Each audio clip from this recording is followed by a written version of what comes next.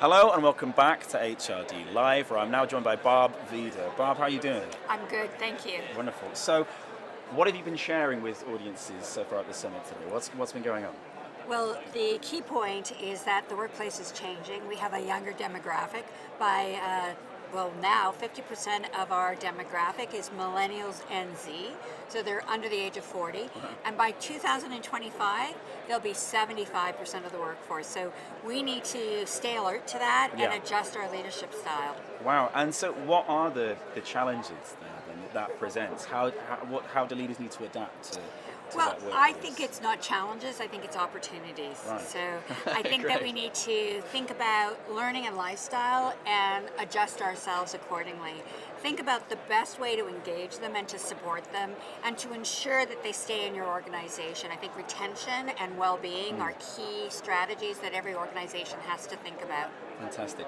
And so, when it comes to changing how we operate in organizations for those different generations, where does the responsibility fall, do you think? Is it to leaders to say, okay, we need to change things, or is it a cultural change that needs to take place? How do we welcome these new generations to the workplace and kind of get on as well? I think leaders shape culture, Of course. and culture shapes leaders. Oh, really? So they are interdependent, and I think if the cueing and the way our leadership is, the direction they're going, if they do not capture and engage the workforce, then people leave. They feel disengaged. About 20% of the workforce typically is disengaged. Right. If people linger without hope that they've got a career path that's meaningful to them, they'll leave. Of course. So you really want to reach your employees in a way that they hear you. And I think with millennials and Zs, we have to adjust our leadership style to match their learning and lifestyle. Wow, is that a difference of communication? Is it, do you think, partially in how you speak and how we conduct business in a different way with new generations? I think I will talk about sort of leadership and mentoring and coaching.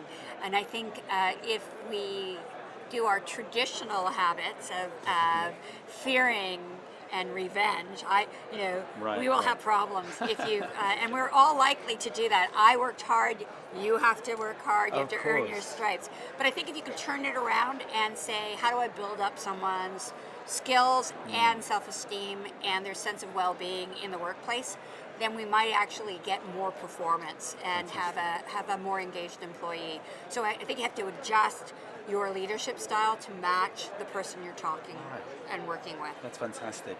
If there's anyone watching this, an HR leader, a business leader who maybe is facing this exact problem right now and they think, okay, I have this mixture of generations in my workforce and I want to make that change now and feel like I'm engaging them, what would be your maybe top tip to get that started, get off the ground? Like, how could they get going if they're just totally lost at the moment? Okay, well, I would say there's three things you need to think about when you're motivating your workforce. One is coaching, and I don't mean coaching down, but coaching across. Instant feedback is critical. Millennials and Zs are accustomed to it, and so just in time and just after time feedback. If we wait for the performance review, we're way too late. Right.